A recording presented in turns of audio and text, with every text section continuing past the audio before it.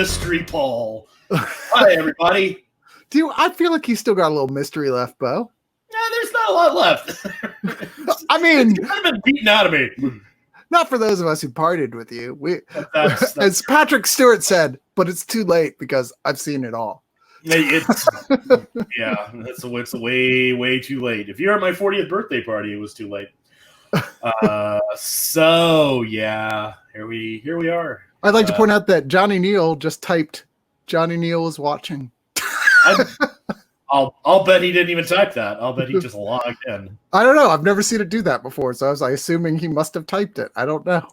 I think that Facebook does that before because I've been I don't know if you've watched any of the mini movies that Chippo has been showing. I guess we should kind of keep that on the down low. Actually, a friend of ours shows movies on Facebook every now and then. Yeah, I mean, honestly, there's no down low. When people pop in, it does. And if you know them, it says, your friend is watching too. Great. Yeah, no, well, okay, so it doesn't traditionally do that with this particular thing. That's why I thought that was odd, but I just invited him, so maybe he'll join us as well. It'd be nice to have Johnny Neal as part of the gang. Well, it was showing the Facebook icon, so that maybe it's cross. Maybe it's new. Yeah, it didn't show it for anyone else. I don't know. Let's not worry too much about the technical aspects of what's going on with Facebook. The long time since you heard that. Yeah. See? Oh, my God. Johnny Neal, I typed it. He wanted to be very clear he was watching. Johnny Neal, it's cool that he used the third person. That's impressive. That shows you have a good feeling of self-worth. So I know that you've been working full-time right now. Are you doing any theater or voice work stuff? No, theater is dead. The American theater has died. COVID has killed it. Broadway is still dark. It will probably remain dark until August, at least at the nearest. The Austin theater scene, which sucks because I had 2 plays in the pipe, and I was literally on the day after Austin was like, oh, whoa, we're shutting down, man. Everything's closed. Go home. I had a commercial audition, so I was like, oh, okay, great. So that didn't happen. There's some filming going on, I've seen that just a little. And that's basically your wherewithal. It's all non-union stuff. So if you go do it and get sick, you're pretty much fucked. But theater, especially Austin theater, because the spaces here are so intimate, meaning that they're basically the size of a bar. That's kind of on permanent vacation. Yeah, I would imagine so. So we'll see. I belong to one of the kind of umbrella organizations for Austin theater, which grants. They're one of the people that give out awards. They're kind of like the Austin version of the Academy, if you will. And they've been doing a lot of polling of their members, like what has to happen before you feel safe going back into a theater. Sure. All of the major theater companies have been putting out questionnaires to their subscribers and such, going like, what we want you to let us know what a theater that you would feel comfortable going into is going to look like in the future. And that ain't happening. Oh, thanks, Izzy. And that ain't happening for a while. I really think theater in Austin, I would be very surprised if anything happens in 2020. Yeah. And hopefully the places that are around can keep going. Certainly there's been grants and money raising to that effect. So you should be writing the play right now. Zoom the play. Right. Well, that's there are absolutely people who have been doing stuff on Zoom that have No. I mean, once all this is over, a play about trying to do a play on Zoom where everybody works inside a big rectangular cardboard cutout things. Right. No, anyway. That's probably inevitable. Somebody will figure out some way to set it up. But Cat Daddy is here, so I'm gonna bring him in. Hello. Hey, fellas, how's it going? All right, how are you? How was I know you had the show last night, so you weren't able to do the traditional Father's Day thing with your family, but your kids took you out tonight. No, they did not. They did not. They did not. What? We could have set it for 8:00. Yeah, I was like, so it's 7. Nobody's talked about taking me out for dinner, and they were like, oh, we forgot our show was on. Yeah, well, we could go right now. It's like it is too late to apologize. Wait, I've seen this episode of every sitcom ever. Yeah, that's okay. It's all is forgiven. Did the Fresh Prince trick you into going to the Olive Garden at the end of the episode? No, but the wife got me this super special bottle of Japanese whiskey. I saw you posting about Japanese whiskey, so well, I think that was a not so subtle hint. A not so subtle hint, yes. Oh, fair enough. Yeah, for whatever reason, she's opposed to buying stuff off my Amazon wish list. I don't. But then she was that like, "Well, what do you want?" And one of my best friends is like that. She's always like, "Oh, what do you want for Christmas? What do you want for your birthday?" And I'm like, I literally have like 10 lists full of shit that I want. Yeah, use them. That's what they're there. Yeah, exactly. They're there for me and you. Yeah.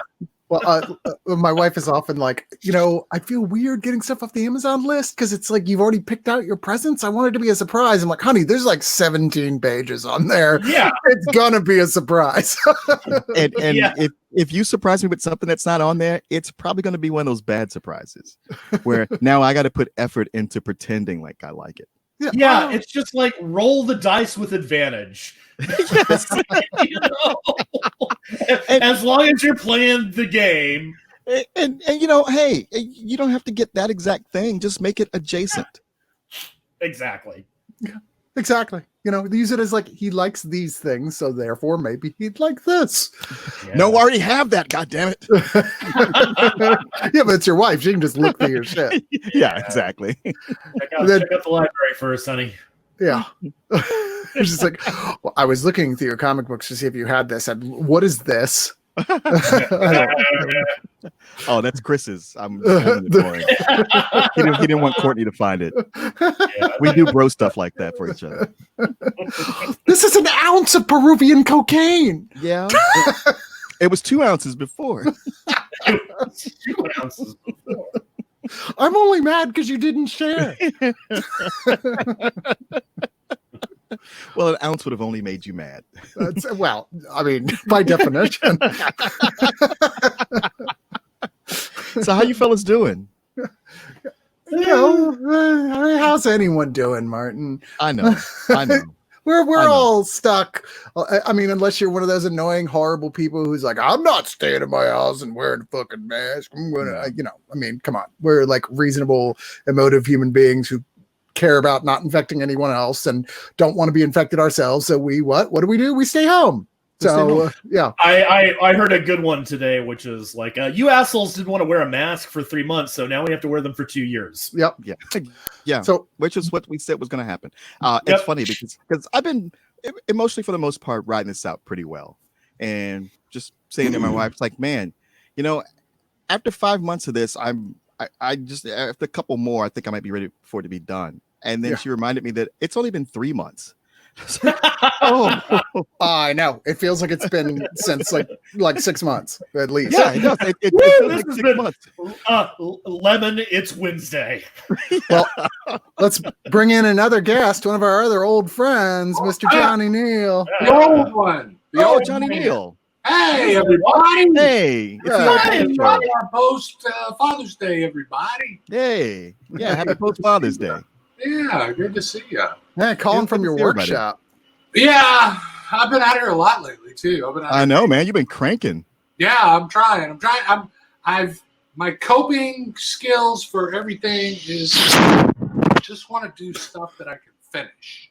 You know what I mean? Okay. Instead of it being some oil painting that goes on for 6 or 8 months. Sure. It's like, Sure. no, I want to do something I can finish in 3 or 4 days and post a picture of it and move on to something else. I've been enjoying watching what you've been doing. Can you describe Yeah. for people like sort of like how you're coming at sort of getting back into art? Because I know it's been a long time since you've done any new art, and you've been pumping them out.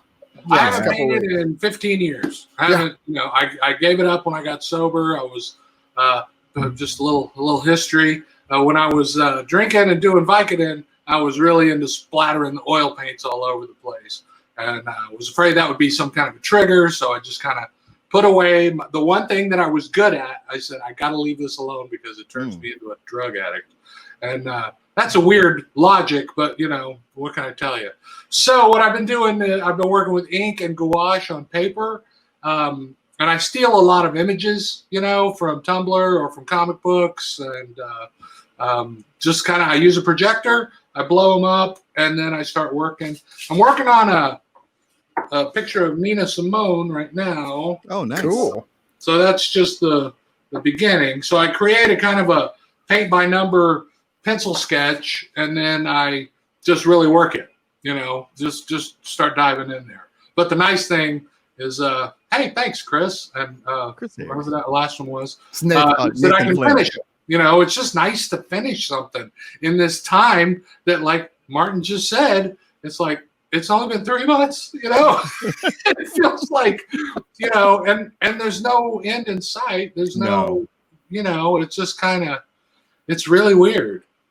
And I hate to harp on my own misery, but my quarantine started in January. I know. Right. So yeah, so that's been my thing. I've been every now and about 3 nights a week. I'll end up staying up out here and I'm jealous. I can't remember the last time I just did art for art's sake. That's that's the only way I never wanted to be an illustrator. I never wanted to get into graphics because I always only wanted to do it for me. So where were you when I was 13 years old? Jeez. Yeah, but Martin, what would you have done if you hadn't decided to pursue that? Where would you be now? I don't know, dude, because I really have no other skills. So, well, that's one. Okay, so here's the difference. You took those skills of yours and did something with them. I took those skills and did nothing because I was like, no, I'll just get a job, And I think, well, what if I would have been a comic book artist? That was the only 2 jobs I've ever really wanted was to be a comic book artist or a private investigator. And then everything else has just been shit that's come up, But comic book art is too hard. Well, you paint now, you've been published, and you have a PI license. I had I did a little bit of investigating. When I worked at Dell, I did fraud investigation. I interviewed with some pretty good PI people. It's like Johnny read What Color Is your Parachute when he was 13 and just never reconsidered it.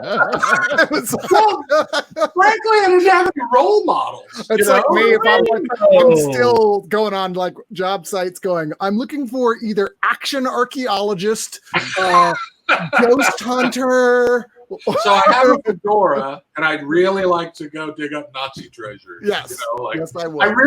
I wasn't raised with any kind. Like Martin went to an art school. We didn't even have art in my school. You were either a meathead or a Jesus freak or both. Oh, sorry, that was all in my day. We didn't even have art. It was the same day. I hadn't even drawn on that. It was the same day. We were only 30 miles apart. So, we didn't have theater. We didn't have anything. We did have drafting, which is funny how much just learning to do lettering and drafting has helped me. But that's pretty weak. That's I dug Perry Mason last night. I really dug it. Yeah. I've been really curious to see what you think because I figure if anybody is going to be the person I'm going to ask, is it worth watching or not? It was going to be either you or Beau, who both are very much into that sort of thing. I thought it was really good. It just didn't feel at all like Perry Mason, and I don't mean the Raymond Burr Perry Mason. Sure. I just mean like the Perry Mason from the Monty Markham Perry Mason. Well, I was just no. I just it just within the novel he usually practiced law, and here he's just a down and out gumshoe. I was like, why does this even have to be Perry Mason? Like, could it be Eddie Valiant? Or yeah. I was like, That actor does look weird with the fedora. Yeah. He looks like a kid trying to pull off a fedora. Oh, I love Matthew Reese. I'll watch I thought he was great. I love Matthew Reese in general, but for some reason he just doesn't. He's just not a hat guy. I don't know what to tell you. He's not. I love when the guy said, "How can it?" Shea Wiggum, who is just the most gold, supporting actor in the world, and he said, "He got kicked by a horse. How can you not find that funny?" I know. We're on a farm, I can appreciate that. Have you ever been kicked by a horse? It's not as funny as it looks. I would imagine. I'd like to think I'm never going to be in a situation where it's going to come up. It's not good. Yeah. I like the way it was like, okay, this is Fatty Arbuckle. This is new, like. So they have famous, representation. Yeah, the fake names and they did a pretty good analog. Analogs. Okay. Yeah. Okay. Yeah. I liked it a lot. Yeah. And Tatiana Maslany is going to be on it. Yeah, and she's great. She's like a chameleon. I was disappointed that she didn't show up in this first. Me too, but I still loved it. Oh, I thought you meant here. I'm like, the guy does one interview with her at South by Southwest. I'm like, I'm gonna call my buddy Tatiana. What are you doing? He's the special guest. I think of all the names I've interviewed, the only one I could probably actually talk into coming on here was Janet Varney, and then I feel she's done so many nice things for us over the years. I'd feel embarrassed to even ask her. Yeah, that'd be great though. She's probably not doing anything. Well, a lot of people. Yeah, it's different these days now because, like back when podcasts were kind of few and far between, by all things considered, and now it's like every asshole in LA has a podcast and a video cast and like everybody. But speaking of, it beats working. I want to bring in one of our favorite assholes we've ever known, one of our best friends in the whole world, who also has his own fucking video cast. That is Mr. Jason Murphy. My favorite asshole. Jason Murphy. Whoa. What's up, everybody? Man, we really do have the whole gang back together now. I know, it's amazing. Look at all these old sons of bitches.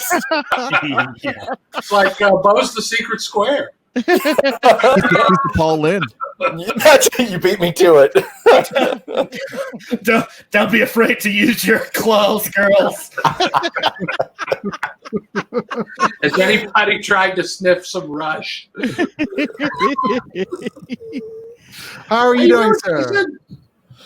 Good, man. I'm currently in quarantine in the back bedroom because I went out and did 2 weeks plus a few days of filming for Modern Rogue, and then so that I don't expose Allison to any diseases I got have picked up, because we did some episodes on virology and stuff like that.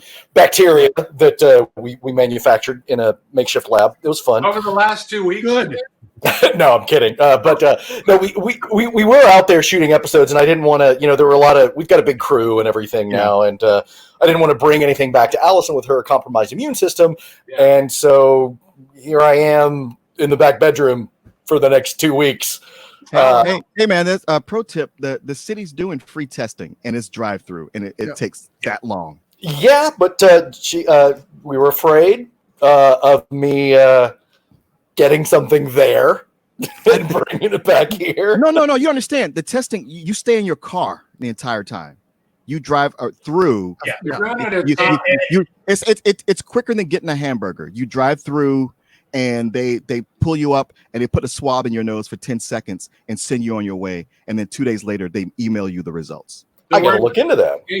Yeah, I'll send you the link. It's super easy. Yeah. My friend Hillary and her husband were they were exposed to somebody whose relative had it, who tested positive, and they did the drive-through test, and it was easy peasy. It's drive-through. You never get out of your car. It's totally curbside, and then all the attendants are wearing hazmat suits. So nice. Well, I'm using this as a writer's retreat right now. So. I didn't realize you were weaponizing your quarantine. Okay. Yeah, man. That's it's not really different from any other day, but it's me grafted to this laptop like Videodrome or something. Nice. Well, I know you've been trying to get back into full-time writing. I missed you putting out stuff. I had read, obviously your first book was great. I really Loved loved it to death. So Thanks. it was like it was like a John Carpenter movie that would have come out during the prime John Carpenter period, that we never got. I really liked it a lot. I loved your second one that you still haven't published yet. I wish you would. I thought it was great as is, pretty much. It's that one. There are issues with it. We can talk about it offline, but it's I still really like that one. But there are reasons that we kind of discussed it before. But I would love to see you go back to it and at least rework it so you can use what you still like about it, because I thought that was a great idea. And then you recently sent me something else that I can't say anything about, but I really like that too, and I was so pleased to get it from you. And thank you. I'm really glad. That one actually, I've written 3 in that series already, and you've got the first one. So the other 2 are being edited right now. Allison's working on the covers for all of them, because I'm gonna try this high volume output where it's like, okay, Jason's got a book, and then 3 months later, Jason's got another book, all in that series, and so it's like one right after the other. So I'm expecting once we get all the mechanisms going and everything to have like maybe 4 books a year out. Wow.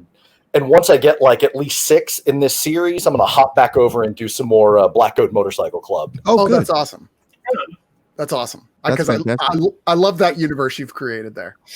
Oh, thank you. Yeah, it's I'm going to keep it very, very John Carpenter and very Grindhouse, and drawing on such stuff like,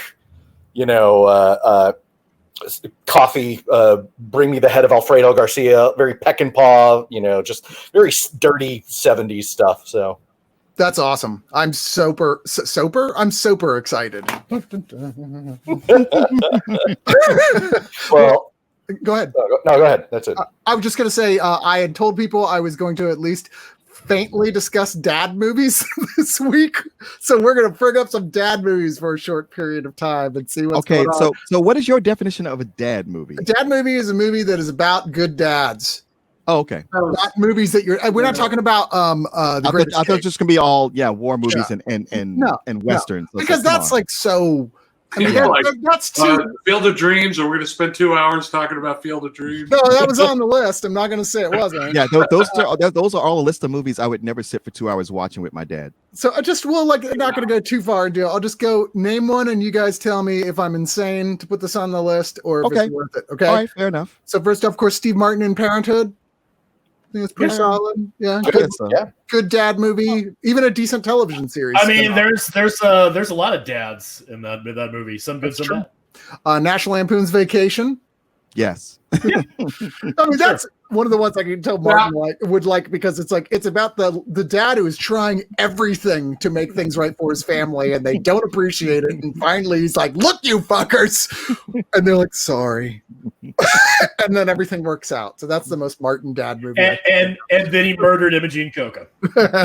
It doesn't resemble my life at all, but it is fun to watch. I was wondering about that too. Like, what do you think Martin has going on? Martin never dragged a dog halfway across Arizona.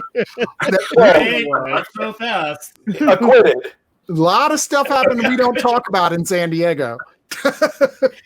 Oddly enough, last week the police showed up at our door because some neighbor called the cops on us. I think there were black people living next door.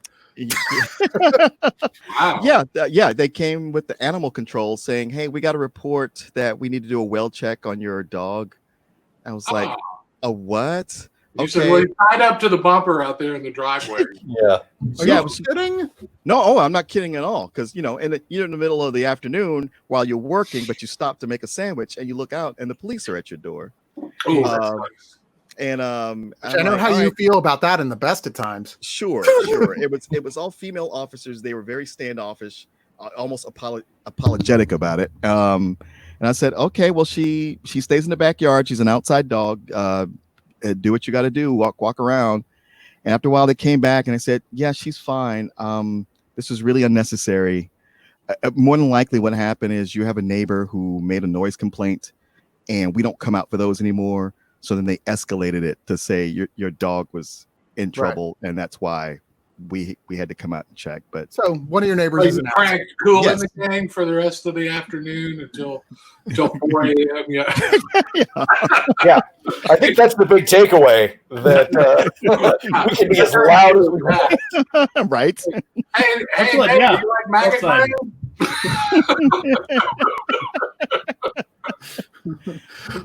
So going back to the list, Mr. Mom. Great movie. Yeah. Yep, that's a good one. I wish Sure. I could be Mr. Mom. That was great. I was Mr. Mom you for did a the while. best job ever. I gotta tell you though, as a stay-home father, as much as I love Mr. Mom, as much as I love Michael Keaton, when people go, "Oh, so you're a Mr. Mom," I'd be like, "Bitch, no." I know. They would ruin it. But Yeah. but the whole thing where he got to be so chummy with all the other moms, that was totally Yeah, me. that never happens. Oh, that happened to me. That was me. That was totally me. Well, Okay. I could see that. I Did totally you pull down an Ann Jillian? Is that what you're telling us? I'm not saying that. No. Hey, he didn't do anything with her. You know, he just kind of looked at her boobs. Oh, well then yes. Okay. Then yes.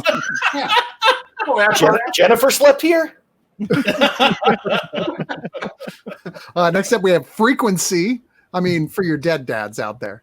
I never saw the movie, but I saw the TV series and I really liked it. Really, I never saw the show. It's it's one of the few, we're going to do one season and it's all going to wrap up at the end of the season and it's all going to work. And, they didn't bail in the middle of it. They didn't make a second sequel. It was a really well done, but I just missed the movie.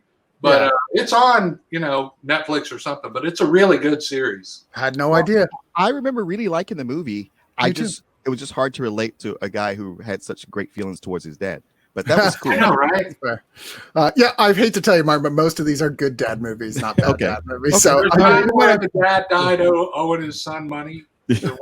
just try not to think about your own dad. I guess I'm going to have to write that one. Try and picture yourself. Is Fences on the list? It is not. Is the Great Santini on the list? No, it's not. You So little many bastard. people love that movie, and I'm like, what the fuck is wrong with you? But A Quiet Place is on the list.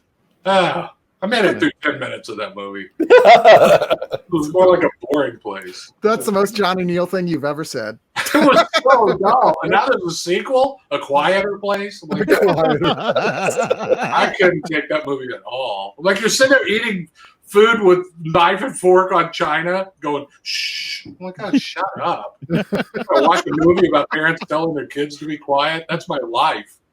Oh, it's another one of those movies of which there are so many where you go like, wow, man, kids suck if you only know kids from movies. True. Yeah. They always pick out the stupidest toys. So this was a left field one. How about The Birdcage? Oh yeah. Yeah. Sure. Oh yeah. Yeah, Sure. I forgot. I said, how is it? I saw someone else list. I was like, how is that a dad movie? Oh yeah, I guess it it's is a a huge dad dad movie. Just It's don't. got lots of dads. Yes. Lots of daddies. Yeah. And That took me a minute, Jason. Yeah. Sorry, I had to throw that in there, Johnny. But we all love you, even when we think you're crazy. We've got 8th Grade, which I thought was one of the best movies. But what was it? Last year? Year before? Oh yeah. It was a couple years ago. Oh, Yeah. absolutely. I love that movie to death. Oh. I just- Yeah. Who was the dad in that? It's been a Oh, while. who is it? Yeah. He was in what is his name? He was just in Mrs. America.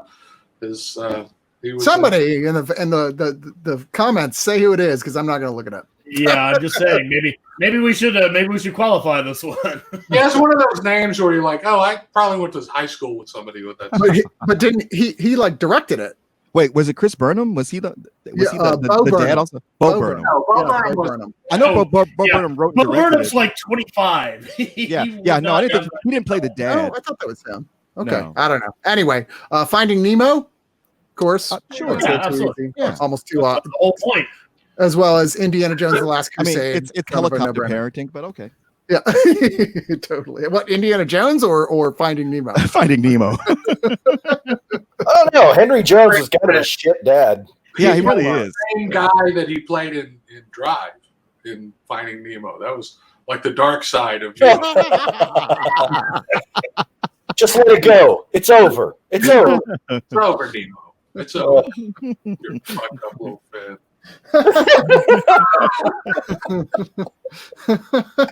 I mean, don't they end in San Francisco? So he could say, "Forget about it. It's Chinatown." It was like the Mr. Limpet, you know. Right. I was just gonna he walked out of the water and just turned into.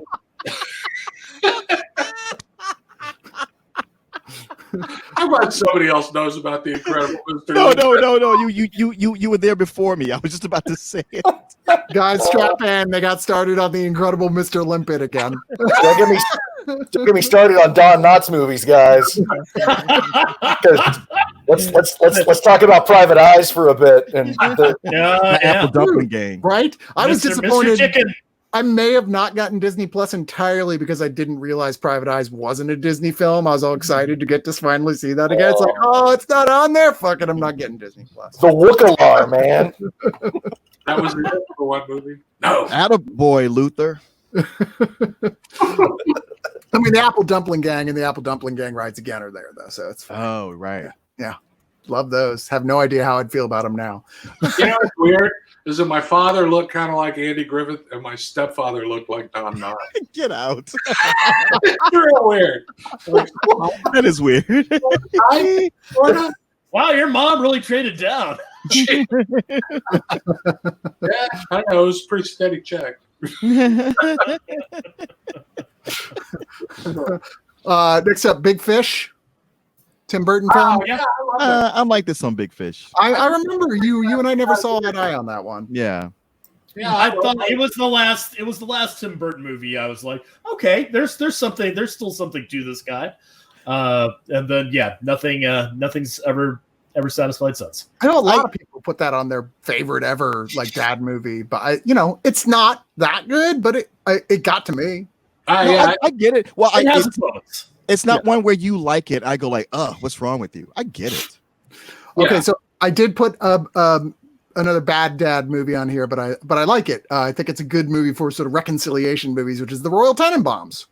Absolutely. Yeah. Absolutely. I think all of Wes Anderson's movies have a lot to say about fatherhood in general, but that one for fucking sure. And man, what a great role for Hackman to like do and then be like, all right, I'm out. This is the stories about dealing with Hackman on set are amazing. Really? Oh, really?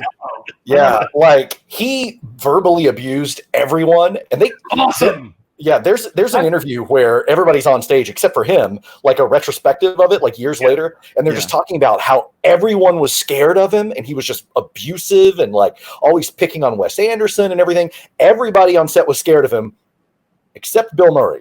Of course. Yeah. And so they had this one day where they were shooting in the park, but it was Bill Murray's day off, and everyone was like, "Oh man, Gene's gonna be such." He's going to be such an asshole. Yeah, and they were all like really worried, and they were in Central Park, and they look off in the distance, and standing up on a rock wearing a cowboy hat is Bill Murray, just watching, just making sure Gene Hackman doesn't step out of line. I love it. That's great. That's awesome.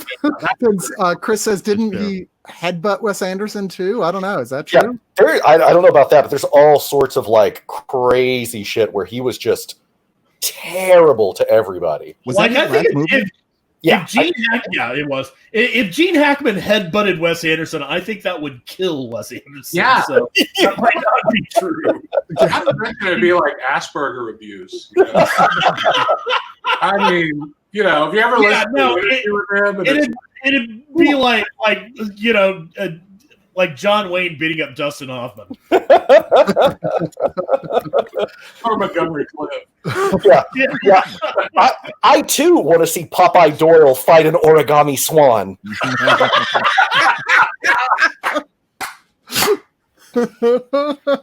Nailed it. I Nailed it. being reminded by an old friend, a mutual friend of Beau and mine, Britt Jones, the other day about when Bill Murray was in town for South by and was just sort of like taking over bars. He was just going into bars and like saying, "I'm going to bartend now, okay?" And they go, okay. And he would just step behind the bar and start serving drinks for people. He did it at a couple places. I saw him at Shangri-La, and apparently, no matter what you ordered, he would just give you a whiskey. Yeah, he just didn't want to be in the crowd. You know? That works too. I want to be behind I want to border between me and everybody else. Yeah, makes sense.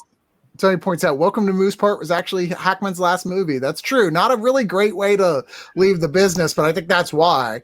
As far as I'm concerned, it's welcome. It's the Royal Tenenbaums. Yeah, right. Is Moose Part a code name for purgatory? Hey, look, it was better than Street Fighter. Yeah. I mean, Raul Juul. That's the big one. Oh. Yeah. The way you say his name reminds me of I'm sorry, Raul Julia. I was gonna say, I was like, wait, is this 30 Rock? Yeah, It's sorry. like your new show, The Rural Drawer. Like Raul's Al Julia, the Batman villain. Adam's family on the list? Is what? Is Adam's family on the list? I did not put Adam's Family on the list. Ah, good dad. Good Yeah. dad. Good The dad. best dad. The best dad. Yeah, And pretty not too shabby mom either, for that matter. not shabby mom. But I put Morris from America on there, which is criminally underseen. Oh, little I movie, love that movie. Yeah, it's good. with Craig Robinson. Robinson. Yeah, about his relationship with his son, who's a 13-year-old boy, who are living in Germany, and his boy wants to be a rapper. Yeah. And it's about him trying to understand his son, trying to fit in with German culture, and it's really good, really good movie. Highly recommend. You like an army baby or? What was the reason he was over there? I can't even remember. I don't remember either. I want to say it was for a job, but Yeah, I think it was for work. yeah.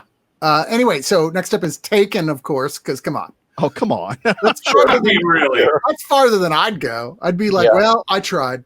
I wrote a letter. I mean, as great as my dad was, he never murdered a bunch of Algerians. It's true. I mean, that I know of. If somebody was going to call my dad with that phone call, he would have been like, what? What are you Yeah, right? Listen, I got to get up. You know? He'd be like, yeah, he's a grown up now. He can take care of himself. I'm going to be on the next flight over there in 10 days when the fares drop. I will say though, my dad was a brawler in his day. He was a pipeliner, he was a redneck, he was a cowboy, and he was a barroom brawler. And when I was in high school, I bought a car from this guy. He was the mechanic for the school buses.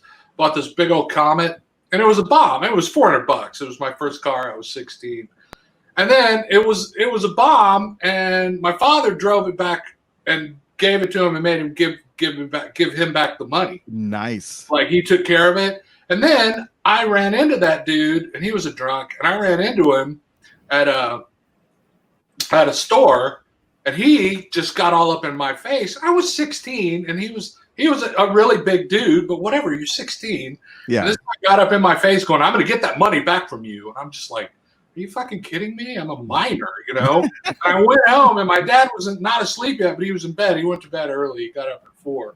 And I told him what happened, and he just looked up at me, and he goes, well, I guess I'm going to have to kill him. And I was like, you're really going to do that, aren't you? You know, like, that's really going to happen.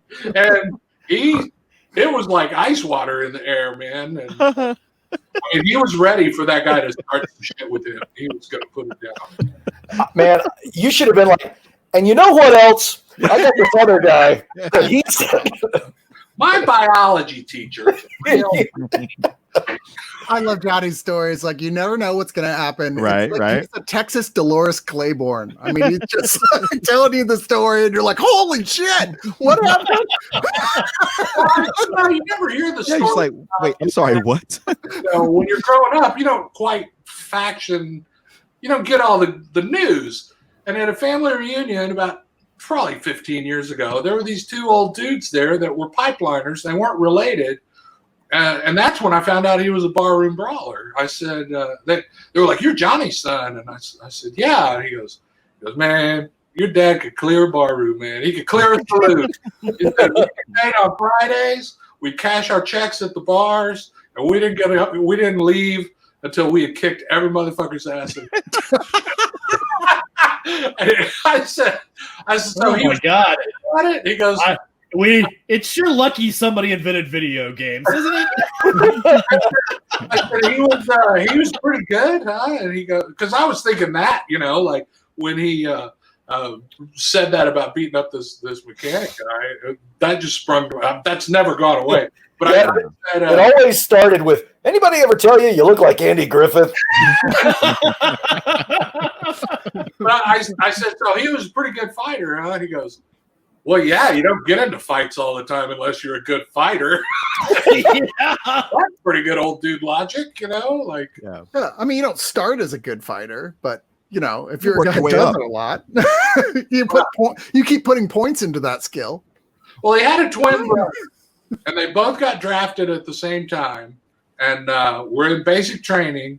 It was during Korea, and the drill sergeant was talking shit to all of them, and he said something to my father and his brother about how twins are all fags, and my uncle Jesse just fucking decked him right in the middle of the ranks. He just decked his drill sergeant, knocked his ass out, and they were both supposed to be tank operator instructors because they'd already been bulldozer operators since they were like 15. They were like 20 when they got direct. So they already had they weren't even going to have to go to Korea. I can't even drive standard. So my Uncle Jesse got shipped off to fucking Korea front line. My dad stayed in the States. Yeah, So, striking a drill instructor will here's put you on some interesting lists. Yeah. he knocked him out. Oh yeah. It's like, Yeah, it's like that's why it's just like, hey, if you're a first year drill instructor, I know you were busted out to use that steers and queers line, but you really got to judge who you say it to. Yeah, I bet he wasn't so quick to say that to the next. Guys who look like Andy Griffith named Jesse, not a list you want to go on. So was he a twin or gay?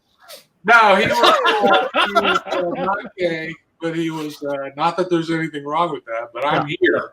That's what I'm saying. I wasn't sure which thing pissed him off. They weren't identical twins. They were fraternal. So,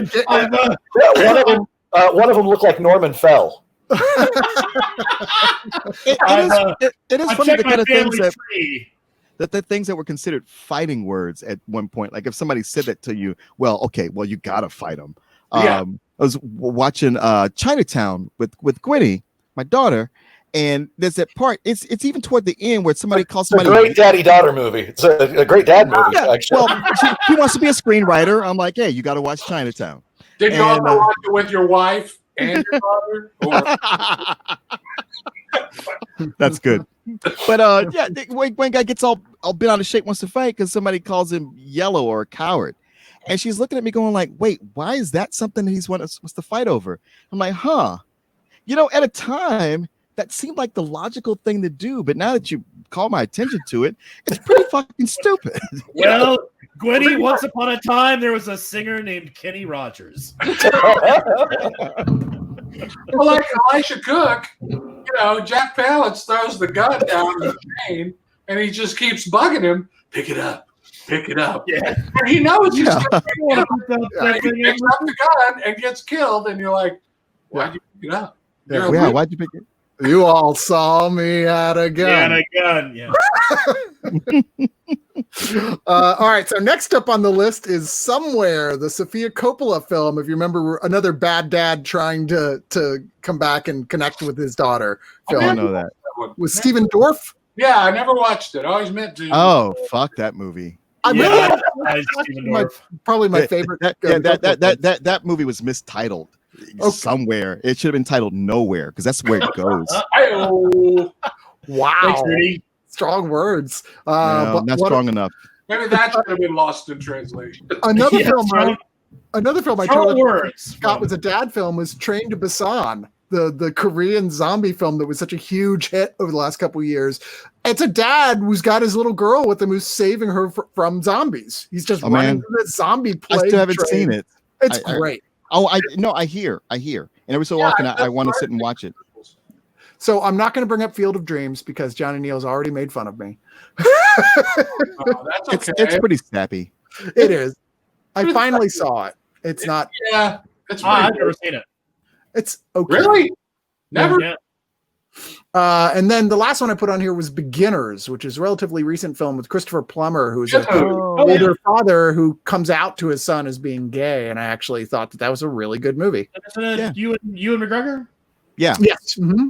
You and McGregor, Goran Vishnik. Well, then it's kind of he's gay for Goran Vishnik. I'm like, well, yeah. Right.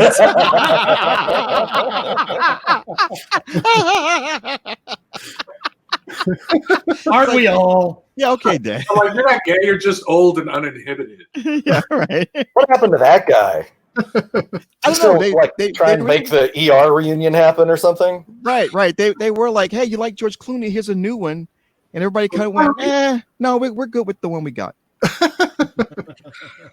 So I would like to announce the beginning of the challenge round. Whoa. This week's challenge round, and I'm sorry, Johnny, I didn't know originally you were going to be on this, or I would have tried to put something that would have been more inclusive for you as well. But I know these guys are big Spider-Man fans of the comic book, and so I have 10 Spider-Man trivia questions, and you'll probably know some of these too, Johnny, to be fair, because they're kind of old school. All right. I picked Jason Murphy as tribute. All right, if you are ready, here we go. Number 1. What comic book did he first appear in? Are you serious? Amazing Fantasy 15. Come on. Yeah. Number 15. Yeah, you got me. That one was a little too easy. I tried to mix them up here with easy to hard, and obviously that one qualified as. Who did that drawing? Huh? Who did that drawing? Sorry? Not Steve Ditko. Oh no, it's Kirby. Yep. It was The Kirby. guy looked like Kirby. The guy hanging under his arm. Yeah, that was Kirby. Yeah. That was Kirby. The guy hanging under his arm was Kirby? Yeah. No. Well, yes. Didn't It looks like realize a Jack Kirby drawing. I had not realized there was a crossover between the Nintendo universe and that. Anyway, It's a lot more heroic and like totally not Ditko style at all. number 2, Volume 1 of The Amazing Spider-Man ended in December of 2012 with what issue number? Ooh. Is that 600? It is not 600. Is it 400? It is I'm not actually 400. terrible at issue numbers. Same here. Michael's got it with 700. Yeah. Oh well, Michael knows everything about Spider-Man. Yeah, Riojas is, He's- yeah. You don't even have to, that's right. Dude, if I Yeah. was going to have Michael on here, the questions would be way harder. If Michael and Joe Quesada had a disagreement, I would go with Michael. Oh, absolutely. Absolutely. Yeah, I think I would too. Okay, number 3. Who was the first supervillain to appear in Amazing Spider-Man? The lizard. The Chameleon. That's right, it's a chameleon. Yeah, I was Chameleon? going to say, I think it's the Chameleon. Amazing Spider-Man number 1 was the chameleon. I That thought it was is- the lizard. Huh. No. Yeah, I No. thought it was the lizard too, Jason. If it makes you feel The lizard in the animated Remember, 1966 animated series. And We in were- the we were 90s still- anime. We were still fighting the commies back then, so you yeah. had to have your first villain be a Russian. True. All right, number 4. Who was Peter Parker's first love interest? Betty Brant. Betty Brant. That's a gimme. I know. I mean, you can argue for Liz Allen, but Because he had Betty a Brant crush was on her. the first Yeah. one that he actually made something happen with. Yeah. Fair. All right, so this picture is just of the guy who one of the people who said it, who is a comic historian, who has called, amongst other ones, that this Spider-Man story arc was the end of the Silver Age of comics. What was it called? Oh, that's the death of the night Gwen Stacy died. That is correct. Okay. Like it's there's a couple arguments about what the exact arc is that Right. marks that transfer, but more than not agree that is the tipping point. in Wait, comics. what makes Silver that to it? bronze?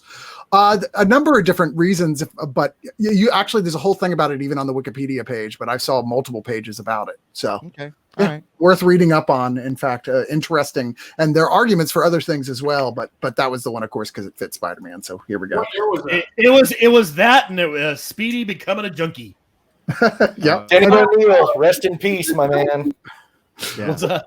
Yeah, My Dan- Lord. Denny O'Neill. yeah, Yeah. fucking Denny O'Neill, man. God damn. That's the Uh, greatest comic cover ever. Yeah. Ever. so, oh yeah. So next is, what is the name of the Spider-Man miniseries where a possible future is shown where Mary Jane dies from cancer caused by Peter's radioactive sperm? Oh, it's that Carrie Andrews. Yeah. thing. Carrie Andrews. I can't remember what it's called. Is it Crave? What the fuck? No. What was it? I Oh, what was God, it? I don't remember. What'd you say? Does it have Bukkake in it? No. I think they were together. I don't think it was like a porno set accident or anything. Oh. Yeah. Damn it! I read it, but I don't remember the title. Nobody. Okay, so we're gonna let The Michael say it again. the sensational spider cum. It was Spider-Man Rain. Rain. He made it rain. He made it rain. He did indeed. All right, number 7, and there's only 10. Don't worry. Pull up my image here. How long? This is actually kind of a little bit of a harder one, I think. How long was Spidey buried alive for in Kraven's Last Hunt? 2 weeks. 2 Wow! weeks. Holy shit! Just like that, huh? Nice, Yeah. Wow! I thought that would be much harder. Because if anybody's buried longer than 2 weeks, you got to just give up on them. I feel like if you're married for 2 weeks, you're pretty much given up on already. I feel like He's not. for 3 months, everybody's given up on you. Yeah, so. he's. But he kept clawing. I'm saying a person might claw, and once they hit day 14, they're kind of like, hey, this is over. All right, next one. What was the name of the group formed by Reed Richards that Spidey joined along with Nathaniel Richards, Future Foundation. Dr. Doom, Future Dragon Man, and Foundation, others? It was Future the Foundation. Damn it! Yeah. I thought these were hard. It's I those should've white gone suits much that give harder. it away. Yeah, Jason got it first. I knew that he had joined, and I knew those people were even in it. I just couldn't remember the name of it. Look Well, the coolest thing about it is that the reason he got in is because that was when Johnny officially died, and he was like, and in his will, he was like, "Hey, ask Peter to take over for me," which was awesome. Oh, back when they were saying, no, Johnny died for real. No, seriously, he's not coming back. Yeah, seriously, Yeah. He's not Yeah. coming back. He's gone. Well, I believe you. Oh, is he back? Oh, yeah, sorry. This next one was inspired by Martin telling me not to try and make him cry on his Facebook page the other day. I said something really nice, like, "You're going to make me cry." So I posted a GIF from Toy Story of Andy saying goodbye to Woody. And he's like, "God damn it." I hope it worked. So inspired by that, I bring you this one from who shot and killed Ultimate Spider-Man? Punisher. That is correct. The Punisher. Accidentally, I believe. Yeah. He was aiming for Captain America. Yes, indeed. Wow, that's a shitty excuse. Exactly. No, you don't understand. I was just trying to kill Cap. It was even for that motherfucker. Jesus Christ, then- it's not my fault. I was And around then Meryl they- Streep holding his body. And then they arrest him, and he's like, "I was aiming for Captain America." And then he's trying to get the cops to kill him. Castle is, and he's screaming, "Punish me! Punish me!" It's like, what the fuck? I kind of hate that they've in the comics now gone, "Oh, well, don't worry, Peter's alive again." Yeah. He's just in the Ultimate Universe and not in now that Miles Morales is in the primary universe and left the Ultimate Universe, but the other Peter isn't dead. I'm like, come on, guys. That was Yeah. like one of those great tragic deaths. Leave well enough alone. Kind of lame, I thought. Anyway, our last question is, and this is totally a gimme, so I could put up the specific piece of art that felt related to this scenario. What U.S. president's favorite comic character is Spider-Man? Obama.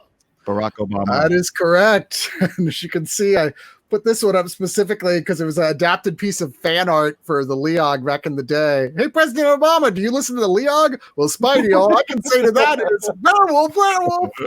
I was like that tattoo from King of Staten Island. Right? Man, that was disturbing, that tattoo. It looked like, it made Obama look like the Toxic Avenger. You don't understand what kind of damage you've done to my life. So just to go around, I want to hear from you guys. What is the best thing that you've been seeing lately? What have you watched lately that turned you on? What We Do in the Shadows is the best show on TV right now. Agreed. Yeah, I do wish that the episodes were like an hour. Yeah, I know.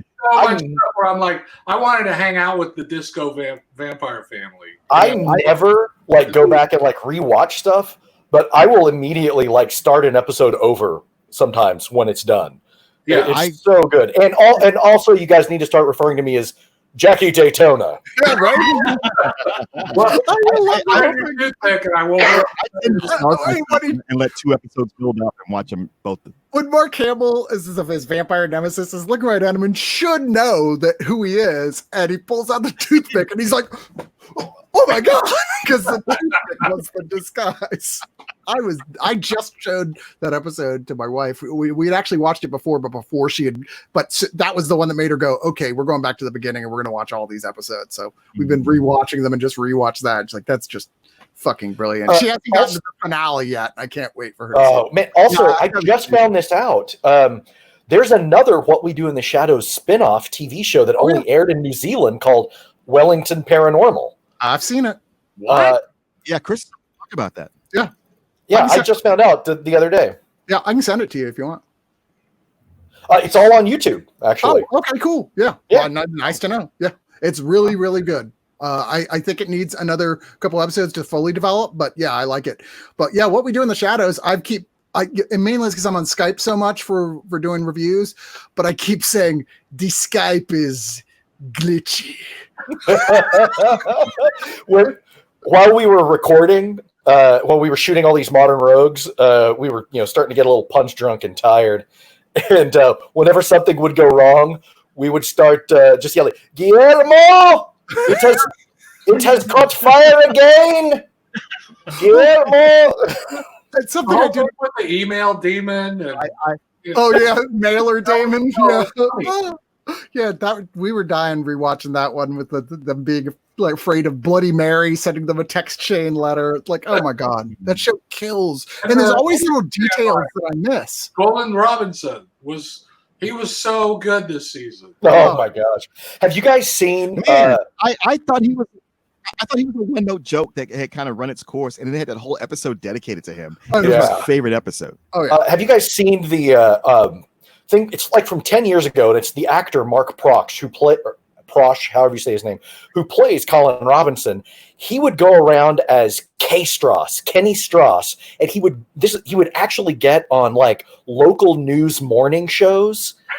And he had convinced everyone that he was a yo-yo expert. Oh, how funny. And they would keep talking. He would keep talking, and he would give them these really uncomfortable stuff, these stories. And he's like, "Well, I was inspired by my dad. I don't want to talk about it, but he died in a really, really terrible thing." And then he'd be like, it was a boating accident. It was just really awkward. And then when he starts doing these yo-yo tricks, he's terrible. He's terrible. It's so uncomfortable and so funny. I highly recommend that you check it out because he just swindled all of these morning shows and convinced them that he was this yo-yo expert. It was amazing. That's right up my alley. That is awesome. I keep thinking we just saw this tonight, which is why, but the scene from the Mark Hamill episode where he comes in, he's like, "Are you here for me? No, you here for me?" And he's like, "Here for Laszlo." And you see Guillermo with the steak and he goes, and then puts it away. I don't give a fuck about that guy. Anyway, Dennis asks, did any of you read the Abrams Spider-Man comic and what are your thoughts? I did not. I did not. I hear it's not. terrible. If Michael Rayola says it's terrible. Yeah, see, that's the thing.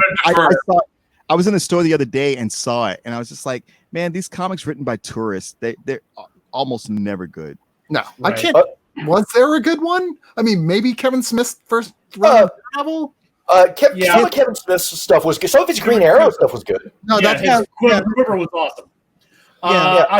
Mark Guggenheim. I think Brian Posehn has done some good stuff. I think Patton Oswalt has done some good stuff. But yeah, by and large, it's what did Patton Oswalt write? Some Firefly stuff. No, he did that. Yeah, and he also did a couple of issues of the Bizarro series for DC. Huh. Oh, I had no idea. I'm gonna have to track those Yeah, down. me now. either. I'm pretty sure he wrote some Firefly stuff. Maybe it was just his brother. Could be wrong. Matt, yeah, I think so. I think that's correct as well. I mainly read his Twitter feed these days. Yeah, I don't. No. Generally, you can miss me with the like, hey, I direct movies, and so now they're letting me write a comic book for some reason. Did the Abrams thing wrap yet? Is it? I thought it was over. It's a while ago, wasn't it? I thought it got delayed like interminably. Mike says Kevin Smith's first Batman run he liked. The second one was awful. I don't think I ever read that. So I didn't read any of his Batman stuff. But, I mean, his relaunch of Green Lantern is impeccable. He really knocked it out of the park. The stunt writing thing, I've never really given a shit about. I'd rather just see the people who are really good at writing comics be the one to write the comics. Yeah, I would much rather. It's just like we got George Clooney to read this. It's like you can skip. I'm gonna read this one by Charles Soule. Yeah, like you go like, oh, Ta-Nehisi Coates writing Black Panther. This ought to be awesome. It is not. It was Really? Oh, that's too bad. You read it, you're just like, man, you're like a dude who just discovered comics exist. Oh, well, yeah. I mean, that's it's just like, hey, we've got this great comic book about this great character. Let's get this sociologist to write it. Well, have you ever noticed, like, when there's a comic book in another property? I'm just going to jump and say Cavalier and Clay, the book Cavalier and Clay. It's a great book. Yeah. You made all these comic books about the escapist and the Luna Moth, and they were all dog shit. You know, absolutely. It's like the notion of putting it's easier to make a movie and stick it in a book than it is to write a comic book and stick it in a book. Did anyone read the Margaret Atwood comic? I didn't know there was one. Yeah. It wasn't just an adaptation of one of her books. I don't think so. I think it was like an original comic. I haven't read it. I was curious.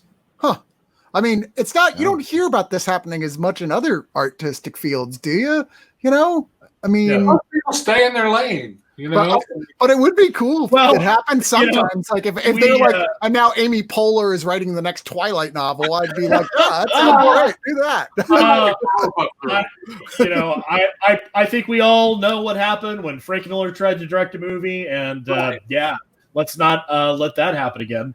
That was twice he did that, wasn't it? It wasn't just The Spirit. Didn't he do a second one? He did. He wrote the screenplay for RoboCop. It was the second RoboCop. Yeah, and he the second RoboCop. Okay. And he kind of, basically Robert Rodriguez is like, oh well, he basically co-directed Sin City, which is a lie. Yeah. Pretty obvious though, really. Yeah. So let me ask you guys this: in comics, are there any good continuations of movies, like where it's just a single movie and they're like, oh, and here's the comic book continuation from that movie? Are there ones that you're like, that one is actually worth reading? And not talking about like Star Wars or something. I always feel like merchandise. But I've never read it. Which one? They just feel like merchandise. I've heard good things about Fight Club 2. Fight Club 2 is weird. It's one of those where I've never read it. It's I wouldn't say it was awful, but I read it and it gets really meta. Like Palahniuk is a character in it, and it's real strange. I'm still not sure exactly what happened in it. Was it a continuation of the movie or the book? Well, I mean, the book and the movie are real similar, I thought. Yeah, there's only they kind of go in way different directions about 2/3 of the way through. Yeah, it's the last act that changes drastically. That's true. It's it's all about like how Tyler Durden kind of, I don't know, it's almost like he's a tulpa. Like he comes to life and gets out of like Palahniuk's control, or something like that. I read it and I was like, all right, I don't fucking know. Put it aside. I will say, Nathan Flynn pointed out that Big Trouble in Little China continuation from a couple of years ago. I think it's still going on. He's right. That was excellent. I mean, it starts literally with that monster hanging out to the back of his truck, the like Chinese dog demon thing from the end of the movie, except they found a fun twist where they're like, well, the reason it was there, it wasn't trying to kill him. He killed its master. So now he's its master. And he's got this really annoying, desperate for attention, huge demon dog following him around everywhere he goes now that annoys the shit out of him. I was like, okay, that's totally Big Trouble in Little China. And it's a solid continuation. the Nightbreed comics. Oh, yeah, also quite good. Yeah. I don't want to derail this, but I just saw breaking news. The writer of Kangaroo Jack just jumped off of a building. What? Okay. Is that the only thing they can credit him with? Pockets. Was it? What? Wait a second.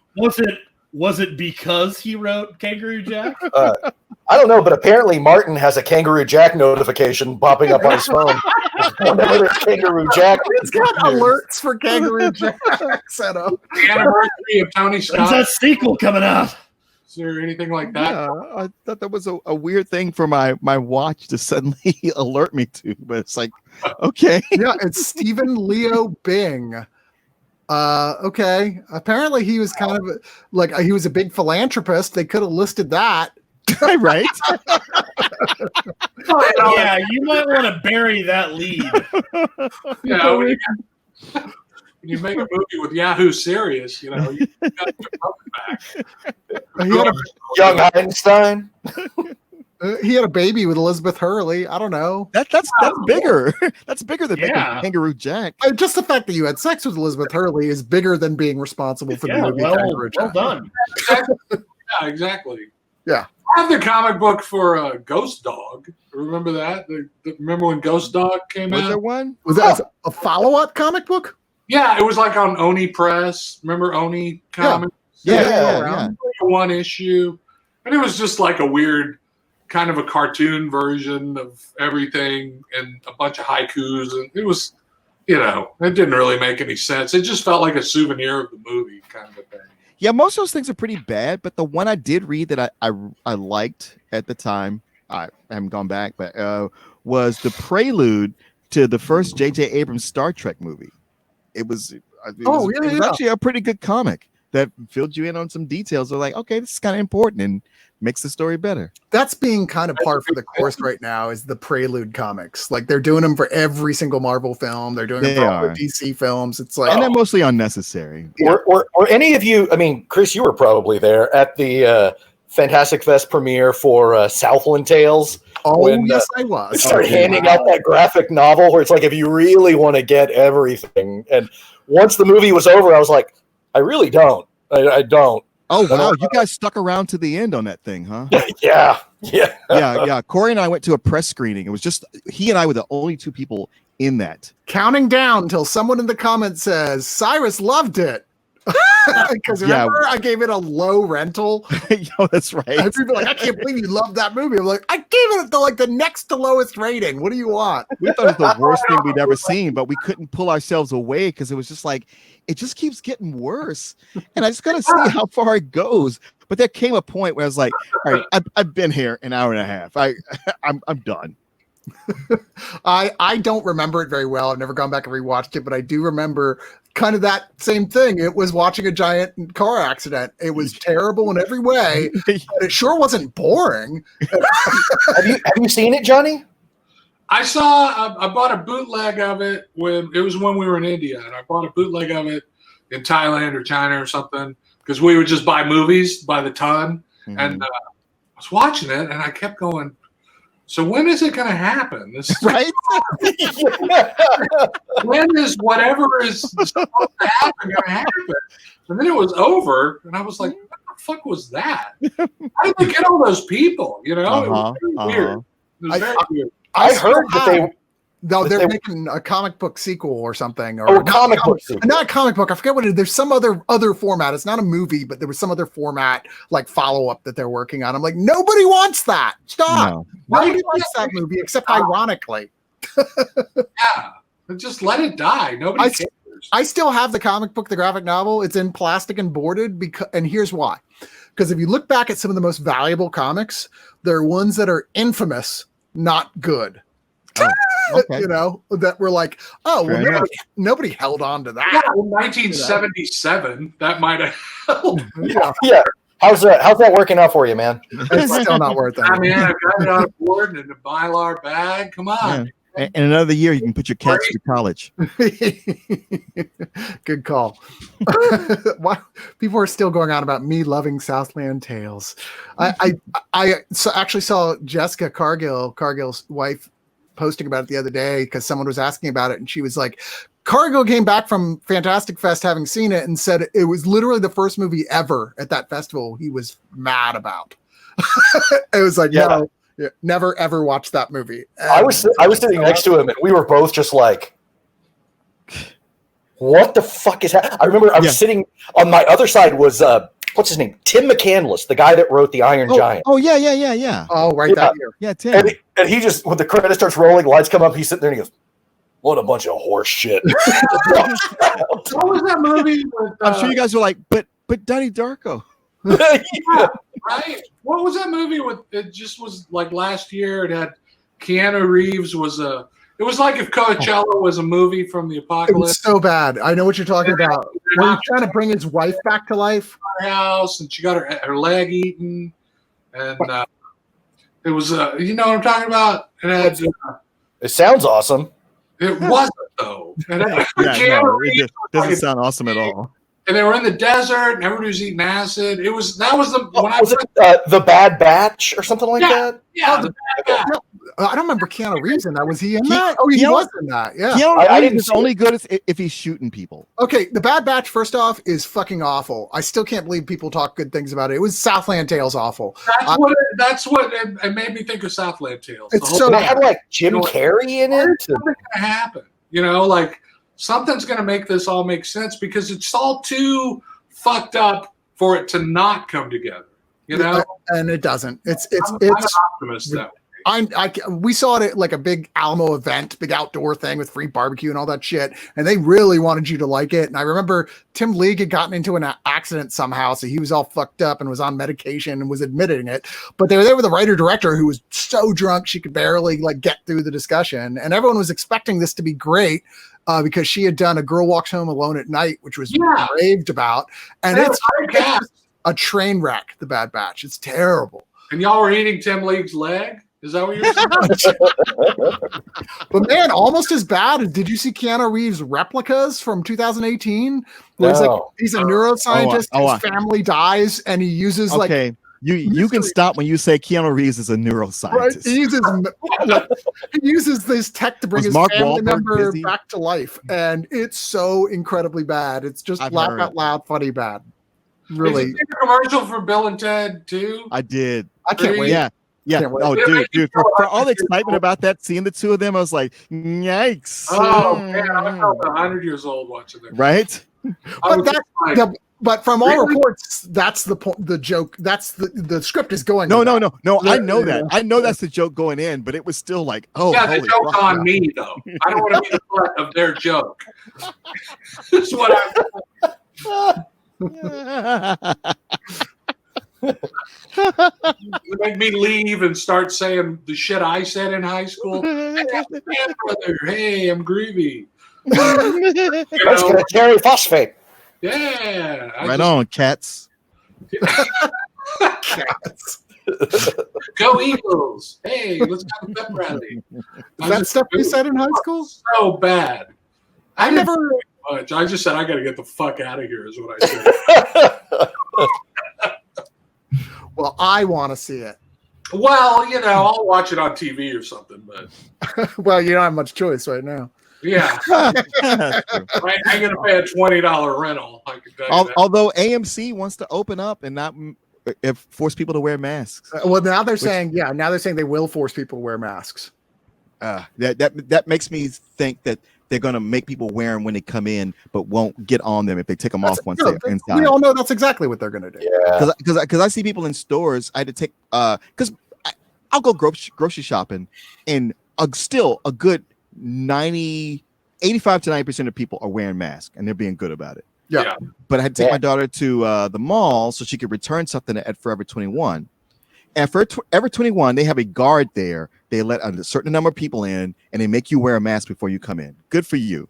Yeah. But the rest of Barton Creek Mall, Not so much. 65% of the people not wearing masks. Yeah, I heard all demographics. I heard All the report demographics. from the Domain, which is our upscale bar restaurant sales district near here for yuppies or whatever they call yuppies these days. I don't think anybody gets called yuppies anymore. Millennials. Yeah. And they said you literally couldn't see anyone wearing a mask on their bar street. Like no one was wearing a mask anywhere. And there were hundreds of people out. I was like, yep, sounds about right. No wonder Texas's numbers have actually beat New York at this point. But hey, this whole thing has taught us that drinking from home is so much cheaper. Oh man, I went and bought a new chair and a couch at a real furniture store, not at Sam's or Costco. Like, wow, we haven't been spending money at all for the last several months. Can we get rid of some of this shitty furniture? Now you like buy a piece of furniture and go, this is just temporary. Yeah, everybody's doing home improvement projects. They're shopping and buy something. She was like, "You do it." I'm like, "Okay." And so I will tell you that one of the funniest things for me has been looking at best of 2020 movies list where they are reaching, baby. They're like, because nobody's putting out their good shit. They're holding on to it. They're like, no, we're not putting that out because they can't play in theaters and we're not going to make as much money on VOD. So everybody's just holding on to their good shit. And what we're getting is people trying to find ways to convince themselves that shit like The King of Staten Island is wonderful. And it's I liked it. Yeah. I liked it quite a bit. I don't give a fuck about Pete Davidson and his family issues. I was like, look, man, work out your shit somewhere else, okay? I hate human beings. I'm not paying $20 to see you get therapy. I mean, you're not wrong, but I still enjoyed it. Who do you think you are, Nick Nolte? but the two movies I liked the most were tiny movies, Hammer and 7500. And you're going like, wait, what? I've not seen either one of those. Yeah, no, Hammer's great. What is it? It's got Will Patton as the dad of two sons. One has just done this really bad drug deal, and he like sees him driving by. He's not even supposed to be in town, and he gets involved with trying to get him out of it. Both of these movies are super short. They're less than 90 minutes. Okay. 7500. It's on Amazon Prime. It's with Joseph Gordon-Levitt as a pilot who gets his plane gets hijacked. Our review's coming out for that tomorrow, so I haven't seen it though. But both of them are really tight little movies that put you on the edge of your seat for the little bit of time they're on. You're like, man, I love a movie just being short to the point. Oh, me too. And effective, and then getting out of there. Yeah, but so much of everything else I've seen has been like, I've seen a lot of like really tiny little indie horror and stuff that I'm like, oh, it's a mixed bag, but some stuff has been really good, but most people are never going to see it. So, you know what I mean? Like, oh, this is premiering on Shudder, and I thought it was great, but who's going to watch that? Well, are the market. I watch a lot of stuff, but I can't remember any of it. It's like, that does happen. Groundhog Day. Every day, I just gotta wake up and go, I don't know, what did I do yesterday? Sure. That's one of the reasons I'm doing like 3-day paintings, so I could go, okay, they're tick marks in my cell, is what they are. No. We on Zoom we have a work meeting every other day, and we have to remind each other like, what's today again? Tuesday. Yeah, a lot of people saying Defy Bloods. I still haven't finished it yet. I'm like about a half hour. I wasn't that crazy about it. I wasn't. That movie was like if Spike Lee was a jeweler and you gave him a handful of rubies and emeralds and a brick of gold and said, okay, make something, and then he handed it back to you and you're like, this isn't jewelry. I don't know what the hell this is. I mean, I guess I was talking to a work buddy, and he was like, listen, the thing you got to know about Spike Lee is that he's just not going to, good dialogue is just not a thing he's going to do. So if you can, once you get past that, then, and I was like, you know what, you're right. If I look at it that way. I was watching the little, on that note, I was watching the little preview or whatever that pops up in the Netflix window. And it was T'Challa giving the speech, about what they were going to do. And I was watching it and I was like, oh, it's a Western. That's your dialogue? Oh. Yeah, I mean, it's not really a Vietnam movie. It's a Western that looks like a fake Vietnam movie. Yeah. It doesn't really make any sense. And whatever their political statement about getting this gold back is, doesn't. I mean, as a soldier, I can tell you that nothing in it adds up. That really bothers me. As a person who's been to Vietnam in the last, 15 years, I can say, I don't know what the fuck Vietnam they were in. Yeah. They weren't there. They didn't see what it was like. Vietnam was at war for like 2,000 years, and the American part of the Vietnam War was like 5 minutes of that. Yeah. The biggest problem that they have with Americans is the Agent Orange. There's no when Bill Clinton went to Vietnam, they lined up for 10 miles on both sides of the road to welcome him. I mean, because they were like, oh, yes, we want to do trade. And they're Buddhist, It was just this weird, have you read a book about what you're writing this movie about? But again, the movie is really a Western. It's like, the gold bars are in Cochise country.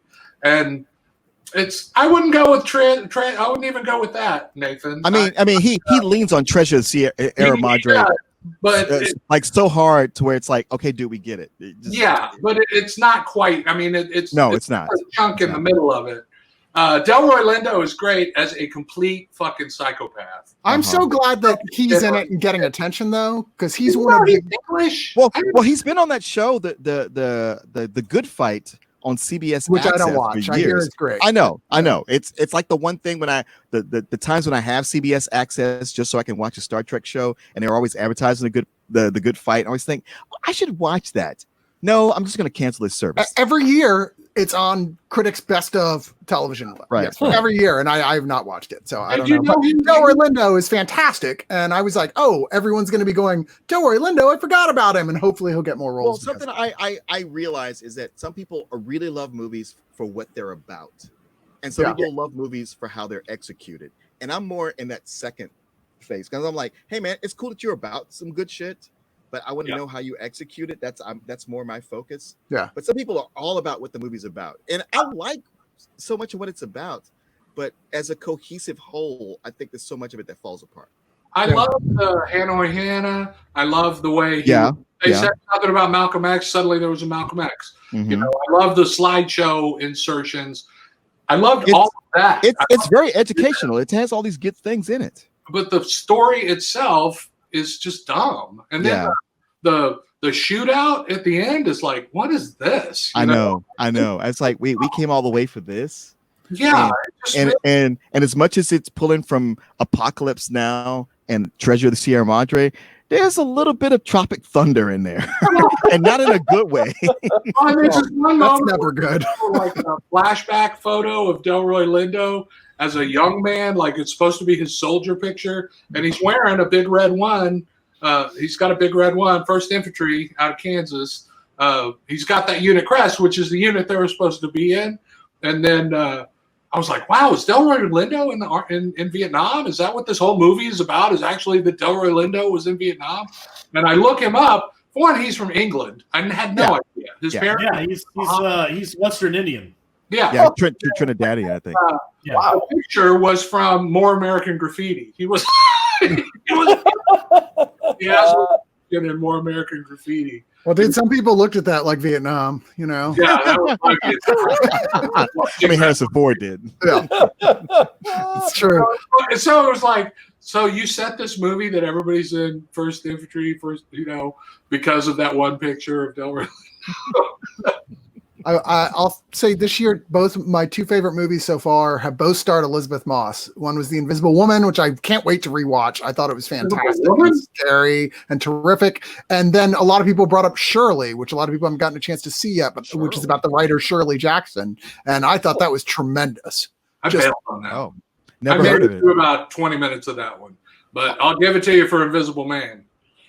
That's like, okay, let's just call the Oscar. Sorry, Invisible Man. Yes, not Invisible Woman. Sorry. That was good. That was a good one. It was very good. Yeah. Whereas we were the last movie to see before everything shut down. Going with somebody else, with Nathan on somebody else's Facebook page, who was like making fun of all horror remakes are bad. And we're like, here's 30 that are actually quite good.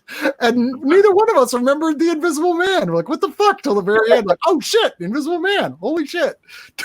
That might be the best one. I couldn't get over how great that movie was. So much about it. It was not a half hour too long, Michael. Shut up. Does anybody have Apple Plus? Anybody watched anything on Apple Plus? Beastie Boys movie, which I thought was terrific. That's have you seen Dickinson? No. The one about Emily Dickinson, that's sort of a Victorian comedy. I was hoping you meant Angie Dickinson. Never mind. I would. I'm in. Really good. The Invisible Policewoman? It's Emily Dickinson. It's what is her name from True Grit? Oh, Haley Steinfeld. Yeah, Haley Steinfeld. But it's like got it's an anachronistic Dickinson. Like Wiz Khalifa plays Death, and there's it's just really good. I recommend it. It's a tight, like 8 episodes that are really fun to watch and really likable, and she's fantastic in it. Okay. I actually heard good things about that. There's a couple of different Apple TV shows that, despite not getting a huge amount of press, they're not handling their media very well at all. Even though when I finally contacted them to say, hey, I'd kind of like to watch this Beastie Boys story thing, they're like, here, man, here's basically a free account for press that shows stuff about a month before it comes out. And I was like, it's just like that? Like, nope. Like, yeah, sure, don't worry about it, whatever. And I was like, okay, thanks. Because usually they make it much more difficult than that. And the fact that I'm seeing almost no press for Apple TV stuff makes me seem like, well, they're just not sending out notifications about their show. Well, I mean, even on the AV Club, it was like they were all excited about it, and then it came out, and they all kind of went, who cares? And I saw an announcement on some show, The Foundation, that they were working on for Apple Plus. And as soon as I saw that, I was like, oh, yeah, Apple Plus TV. That's a thing. But there's a whole season of amazing stories on there. I haven't watched it. I keep forgetting it's there. There's 1 out of 5 that's really good. Oh, really?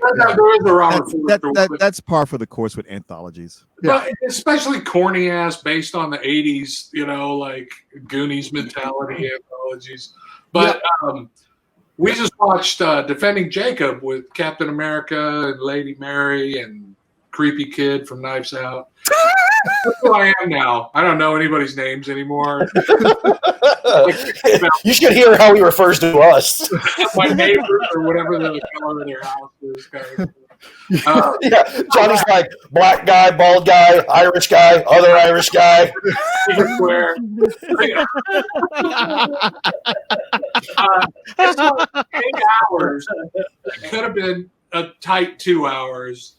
And I'm just spoiling it. You still never know who killed her. It's like, or killed him. It's like, the fuck was this whole series? I hate that. I hate it when they, unless you've got a really great artistic reason.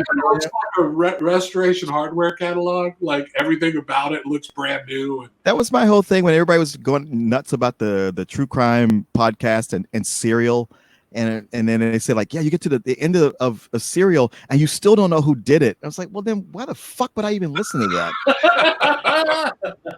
Yeah. I mean, I got enough of that in my life. I will say I did enjoy that first season of Serial quite a bit. It's really kind of edge your seat. But I didn't have any urge to go follow up with the 3 or 4 other follow-up. Yeah, no. I'm not down for the penguin blowjob on that. So Brushwood was telling me about this one podcast that was all about how allegedly the CIA actually wrote "Winds of Change" by the Scorpions. I've heard of this. No, you've stop drilling. You've hit oil. Yeah, whatever the theory is, I'm in. And he was just like, "Oh man, it's so compelling that they wrote it, and it was like a psyops thing, and they gave it to the Scorpions and all this stuff." And then by the end, I was like, "Well, how did it end? I mean, did it turn out the CIA actually wrote it?" And he's like, "Maybe." I mean, the Scorpions were from Germany, so they're the perfect cover. Right. Yeah. We're gonna bring down the Iron Curtain. Oh, drive here. I was like, "Are you sure it wasn't Rocky Like a Hurricane instead of?" There's a lot of product placement in all of the Apple shows. It's like everybody goes, "I don't know. Let me take this call," and they hold up their like everything.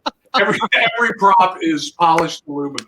Like everybody's on their computers all the time. Yeah. What is that? That xylophone when the phone rings, like people still don't put their phones on mute. And if it's set in the 90s, they pull up a Newton. By the way, the funniest thing I saw about the Trump rally was someone went, "Wow, more people subscribe to Quibi."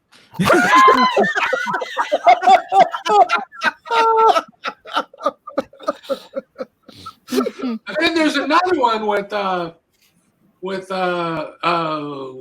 from from The Help, Octavia Spencer. Octavia Spencer, yeah. And Jesse Pinkman, where he's in prison and she's a podcaster who got him convicted of murder, and then and it's just like the ones like they're light comedies go by real nice, but they're hour-long dramas. By the end of them, you're going, "What the fuck did I even watch this?" I'm so sick of them. I keep trying to find something, and it seemed like Homeland hit. Like Homeland was good, enough for them to turn it to an Amazon series. So now there's this whole subgenre of, hey, let's try to be like Homeland. It's like, I'm just like, okay, enough already. Stop. I keep hearing of all things the M. Night Shyamalan show is good though. Servant. It's been getting really strong reviews. The people Servant was great. What? What'd you say? Mind fuck of a show. Which one? Servant. Oh, you liked it? Yeah, loved it. Absolutely loved it. Is that a podcast? Guys, you gotta go. You gotta go. Yeah, I'm fading. All right. So yeah, we were at an hour and a half anyway, so we should probably wrap it up. So let's do that. I want to say, guys, thank you so much for agreeing to do this. It was so good to see all of y'all again. Thanks for letting me log on. I had no idea it was gonna be an all-star night. Well, I tried to keep that secret from you, Martin. Well, I saw the Facebook post at like 8:40. I'm like, I'm gonna get in on that. I'm gonna put up a shirt. Nice. Yeah, hijack the fuck out of that. I might even put on shorts that no one will ever see. So great. No, it's so good to see all you guys. You don't even know. Happy Father's Day. Happy Father's Day. Dude. Happy just, good dudes getting together again. I miss you guys. Yeah. Terribly. Sucks. Definitely. And it ain't getting any better. God damn it. It ain't getting any better for a long time. Awesome. I'll see you guys at the next Zoom meeting, I guess. Okay. We need to find somebody's cul-de-sac that we can all drive our cars into and just sit on the hood and then converse with each other. Even more American graffiti. Exactly. God, don't say that too loud. So be like, it's like another American Graffiti sequel, but they're all doing it with Zoom. The only person left is Shirley Feeney. All right. Good night, everybody.